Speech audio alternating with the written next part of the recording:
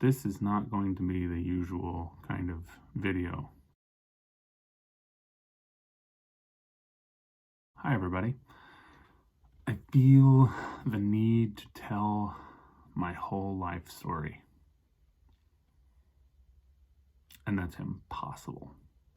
Then this life story is just is a long story on a narrow focus of my education. Year one, I have a couple of memories of strange, funny memories of being, in school. I was in first grade. I remember 2 or 3 little lessons from that year. One is that I got a bloody nose, and everybody in the Taylor family seems to get bloody noses really easily. I got a bloody nose, and the nurse told me to pinch it and hold my head back, and I remember choking on the blood and thinking, oh, that's really stupid. And she's wrong. And so I leaned forward to let the blood drip out, and then she was just following her, whatever sort of medical advice that she got once, and I'm sure her being a school nurse in the 80s meant that she had zero medical training. She was just somebody's sister or cousin or whoever applied for the job. But that was the first time I remember arguing with a teacher who was wrong. And maybe she wasn't the nurse, maybe she was my teacher. And I remember my brothers and my mother and whoever else trying to teach me to learn to tie my shoes. And I remember that those lessons where all I could focus on was the pressure and the people and the what's wrong with you? Just learn it. And then a few days later, sometime later, I was walking to school. A kid in front of me stopped, bent down, tied his shoes, and then stood up and walked away. And because of that no pressure situation, I just watched and learned. And that's how I knew how to tie my shoes from that moment on. But I remember second grade, being in Texas and graduating second grade and feeling like, ugh, what a crappy year. I didn't learn very much. If only I had tried harder in first grade, I wouldn't have felt behind and lost here. Now, in hindsight, I know that that's because I was, born in the ghetto, and I was the last of too many children, and I was in the American education system where nobody really cares. They just want your federal funding, push you through to the next year, and so they don't have to deal with you. You're somebody else's problem. You learned enough, you can talk, can't you? Okay, get out. For all the years I was in school, I was smart enough to sort of figure it out and survive, but never thrive. And I remember walking around in school libraries just wishing and fantasizing, oh man, all these books. I wish I could read all these books. This would be so cool. The library is so full of knowledge and interesting things, and the people who read a lot, boy, they know a lot of stuff, and I want that. So then somewhere around 6th grade, I actually had a teacher who cared, and she had us go to the library and pick a book and read it, whatever. And somehow I came across this little book called Hatchet, or The Hatchet, and I read that book. And I graduated high school having only ever read that little book in 6th grade. Because every single year I became more and more aware that I didn't have to try, that the school would just pass me through. And that at home, once or twice a year, Mom or Mike would say, why don't you do your homework? Do your homework. And I would just feel pressured. But I knew that that the terrifying pressure would go away and I wouldn't have to do my homework, and I could still just go to the next year, to the next year, to the next year. Finally, I did take 2 years or 5 years to graduate high school, but I did it. I just sat in classes and did the minimal amount and took tests. Mostly, I didn't do much homework. I just took a test at the end. I listened well enough to kind of learn enough, and then used good test-taking skills. And the tests are always written to kind of help you along the way. The tests were always written with 2 okay answers, 1 completely foolish, nobody would pick that answer, and 1 answer that's always, if you're just sort of using a little logic, you don't have to know anything about the subject, and you can not pick that one. And so most of the questions come down to 50-50, and any sort of paying attention or listening I might have picked up in class. So I took the SATs and passed, and was able to graduate high school. Partially because 2 of my teachers, completely independent of each other, said to me, "Do you want to graduate high school?" And I said, "Yes." And I watched them take their grade, erase my score of, I can't remember anymore, but it was like a 27, and the other teacher was like a 36% or something. And they erased, written in pencil. So written in pencil, they erased the 27% that my grade was and wrote in 70. And I graduated. And then I went to an absolute farce of a graduation. Mom was there. I think Crystalline was there. Somebody else was there. And it was in this old army base airplane hangar. It was ugly, and I didn't understand what, and we weren't allowed to do anything across the stage. We didn't even get our actual diploma. We were just given a bunch of threats. Like, if you do anything on stage to disrupt, you will not get your diploma.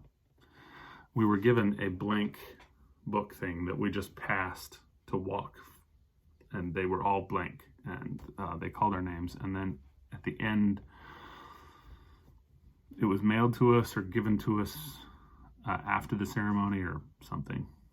Anyway, and I've always had a severe disrespect for education. So what I learned from the system was that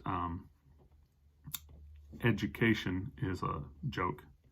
And what I learned from my teachers was something a comment or a snide remark or an attitude that I received several times that was like, you can't go to college. College isn't for you. You can't learn that, or whatever. And a good example is, I want to say 8th grade. I had a teacher, we took one of those personality tests, and for, to figure out what your career was. And my career was several things. One of the big ones, one's very near the top, was pilot. I really wanted to be a pilot. I thought that would be really cool. I think Dad introduced me to the concept of pilots existing. And I thought, that sounds cool. Anyway, and my teacher saw that and said, no, you can't do that. You have to be good at math to do that. Pick something else. Okay, and I was a little offended, but I didn't really fight, and I just thought, okay, so I don't like math, and I can't learn math. Okay. Well, I don't know what to do now. And so that was often the attitude I was left with. Every time I saw a future, I was like, oh, I can't. Oh, I don't know what to do then. So I reach adulthood. I have this introduction to firefighting, and I think, cool, no math, I'm in. But I had gained like 0 maturity for trying hard and testing and stuff. And so I went through the school and really enjoyed it and learned a lot, but didn't have the maturity to pursue it. Life happened, blah, blah, blah. So age 27, something like that. Somebody at my woodworking job, I can't remember his name, it was my boss, Dave something. introduced me to a thing called audiobooks. I could go to the library and check out a CD and put it into my CD player and listen at work while I was working. And the book that he first introduced me to was Malcolm Gladwell's Blink, The Power of Thinking Without Thinking. And it introduced me to this whole world of stuff that I had kind of tinkered with in my mind but didn't know much about, and it was social psychology. I've given this book as gifts in the years since then. I have advertised it galore. Then 2008 crash, I lost that career. I ended up going to school. I had just barely enough faith in myself, imagination, that I might enjoy an arts degree, because I've been really into photography for many years. And then that arts degree had just enough of those practical classes to make me realize I do like the hard stuff. And in those intervening years, on audiobooks, I had read several of the hard ones, Homer's Iliad and Dante's Inferno and some of the other hard classics. And I had read with my eyeballs a few more classics and started to realize that maybe I can be a college boy. So I go to the University of Utah. So I spend another 4 years getting this next degree, and I realize, man, I really love learning, and I love university, and I can do all this stuff really pretty easily. And math, I don't enjoy it, but after what amounted to 8 years of school, I was burnt. The pace you gotta do. I was working full-time and school full-time. Then off to China, where sitting next to my colleagues who teach physics, I realized that I've always loved physics. I just didn't know that big scary word physics was the same thing that I love all the time. And since I was a little kid and I was figuring out the mechanics of how a wing worked and water pressure and all kinds of stuff. I mean, I remember digging in the garden with a hose via the pressure. So I just put the hose in and it dug underneath the sidewalk with the water pressure. And that was something I figured out when I was really little in Oregon, and summers in the backyard playing with loose pieces of wood to see how they would fly. I have always been into physics. And so I'm looking at my colleague's physics book in China and going, I know that. And I realized that I know everything in that book except for the math, and kind of wishing that I didn't have so many people in my education life that had just dismissed me as big, dumb, whatever. When the truth was, I was the new kid and nobody cared about me. The system didn't keep track of me or anything. And nobody encouraged me, and several people discouraged me from trying or thinking that I could.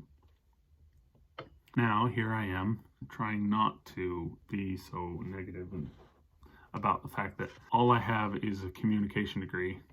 Then I will go and get a master's because I really want a master's. And I don't want it in just the broad, vague category of communication. I want a master's in probably linguistics. And if I can, I'd like to get it in maybe science communication. I think that there is a serious gap in the world with communicating science. And all of these things come with caveats. Maybe they won't let me get a science communication something or other if I don't something. Anyway, I have spent the last 20 years trying to make up for the lack of education I had in my first 20 years. It's harder than it looks. It's harder than you think to start from zero and accomplish anything. I still feel the need to explain how I'm going as fast as I can and always regretting that I'm not there already.